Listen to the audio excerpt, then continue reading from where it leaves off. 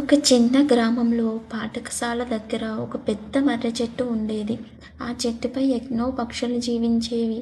వేసవిలో వర్షాలు లేకుండా నీరు చాలా తక్కువగా ఉండేది. చెరువులు ఎండిపోయాయి.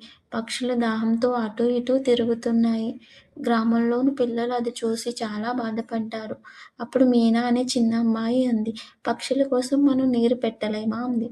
కొంతమంది పిల్లలన్నారు, రోజూ నీరు పెట్టడం మర్చిపోతామేమో కదా అన్నారు. మీనా నవ్వుతూ అంది, మనమందరం కలిసి చేస్తే మర్చిపోము. పిల్లలందరూ కలిసి చెట్టు దగ్గర చిన్న నీటి పాత్రలు పెట్టారు. ప్రతిరోజు ఒక్కొక్కరి వంతుగా నీరు నింపారు. కొన్ని రోజుల్లోనే పక్షులు ఆనందంగా వచ్చి చిలిపిగా చప్పుళ్ళు చేశాయి. గ్రామ ప్రజలు పిల్లల దయ చూసి మెచ్చుకున్నారు. అప్పుడు మీనా అంది, చిన్న ప్రాణులకు సహాయం చేయటం గొప్ప దయ.